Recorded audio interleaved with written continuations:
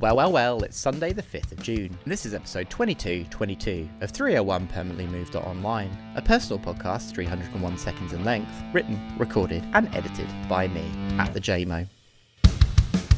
I really like when people make maps of online communities. Ben Cat Rao, for example, made the Greater Ribbon Farm Cultural Region map, depicted are the culture war swamps located next to the Millennial Marshes. Sister Sarah's Ritual Convent is one valley over from the alt-right hills. A narrative boardwalk runs along the shores of the Ocean of Indeterminacy. Another internet famous map is XKCD's 2010 map of online communities. On Munro's map, Twitter is an island amidst the sea of opinions. The data mines are situated on the Facebook continent, not far from the plains of awkward public family interactions. These maps evoke Tolkien's map of Middle-earth, or any map that's included in the front of a fantasy novel really. A map brings a world to life. In a missive on maps from her Ribbon Farm Ritual Convent back in 2015, Sarah Perry wrote, "Spatial metaphors, including maps, make information spaces more internally legible and navigable, encouraging features analogous to those that enable spatial navigation, paths, edges, nodes, landmarks, and districts, may reduce anxiety and increase competence and meaning when navigating information spaces." Twitter, Facebook, YouTube are all virtual places, information spaces. Mapping them allows for better sense-making. We've all heard the phrase, the map is not the territory, but sometimes territories are themselves maps.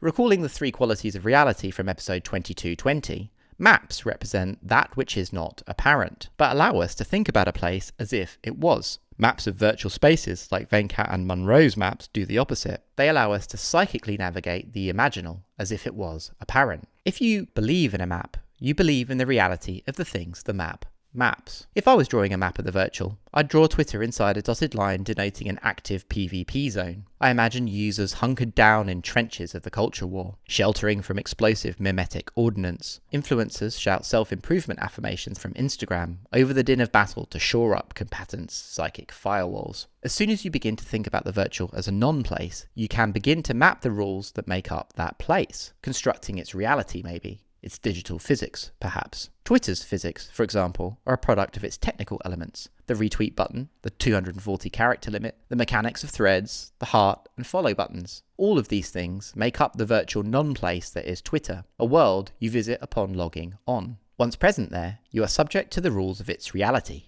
Long-term exposure to a world's physics has downstream consequences. Culture. Whether you think of yourself as a user or a player in Twitter's game space, you soon become acculturated to its logics. The longer that you spend there, the more familiar, and dare I say, natural, its cultural logics become. If you take up residency on Twitter, Twitter's cultural logics take up residency in you. Just like when you move countries in real life, you eat a place's food, drink its water, and come under the influence of its culture and customs. You replace your cells over months and years, and eventually you become embedded in your new environment, and it becomes part of you. On social media, not only do you consume content there, you also produce it. It becomes part of you, just as you become part of it. After spending too much time in virtual places like 4chan, Tumblr, or Facebook, the virtual logics, the physics and its downstream effects, become embedded in your own understanding of reality. When this happens, we colloquially say the person has brainworms. I don't mean to suggest that brainworms are literal psychic parasites controlling people, but I am suggesting that when we say that someone has brainworms, it's a recognition that an individual is behaving in a way that is not congruent with the dominant cultural logic and rules of IRL. Someone with brainworms is navigating the real world with a map from the virtual information environment that they spend time in. From personal experience, interacting with someone poisoned by brainworms feels strange, unsettling, and unnerving. Like I imagine how an atheist feels around a deeply religious person. A religious world, its physics, metaphysics, and culture is completely different to that of the atheist.